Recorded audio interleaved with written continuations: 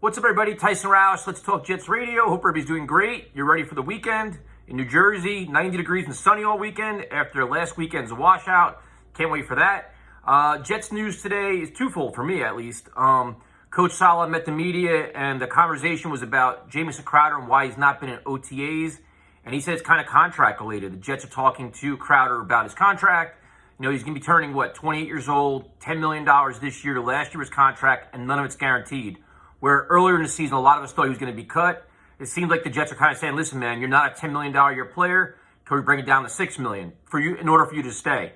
Now, Crowder is, a very good route runner, good locker room guy, a tremendous asset to Elijah Moore and Denzel Mims. This is going to be interesting to see how they handle it. They added, Corey Davis. You have other players, but what is your driving force here? Now, when they press the coach on if they want to keep him, he's going to say obviously the right things. Of course, we want him here. He's got a role on our roster. But listen, money talks in the NFL. Do they want to save some money? Do they think their receiver room is comfortable enough where they can release him if this negotiation goes bad? Let's let it all play out. But fascinating stuff here. And I'm not really surprised, to be honest with you, because if you rank what the contracts they're giving out this offseason for other receivers similar to Jamison Crowder, in my opinion, he's overpaid. So the other thing is Mekhi Becton, and he has a foot issue, and that's why he's not been practicing. I think it's plantar fasciitis, which that could be lingering, man. And I'm not pressing a panic button, but it's definitely a concern.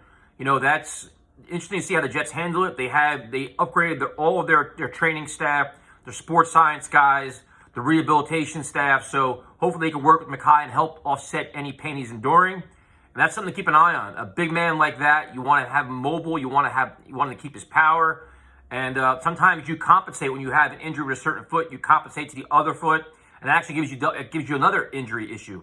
So keep an eye on that. And other than that, it's going to be interesting. The coach says a lot of good things, a lot about energy, a lot about positive reinforcement, bringing out the best in his players, and you love to hear it. Talk very glowingly about Zach Wilson. And the one thing that impresses me the most, and the one thing that a lot of coaches in the past cannot do, he answers questions on both sides of the ball. They asked him a question about Zach Wilson, about how Connor Hughes asked a great question about how Zach Wilson can throw a fastball, but they can throw a changeup. He can change speeds on his velocity in terms of the throw he has to make. And Saleh pinpointed a play from Wednesday on offense, Zach threw this throw to Berrios where he got rid of it quickly. A lot of times if you ask Gase, a question on defense, he had no idea. Or if you ask Bowles a question on offense, they really couldn't give you in detail answers.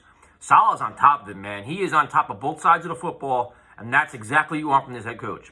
So, again, it's early. I understand. You're just taking, I'm offering opinions based on what we're hearing and what we're seeing on these little snippets, and that's pretty much it. If I don't talk to you guys by Monday, have a great weekend. Thank you for all the support, and that's it.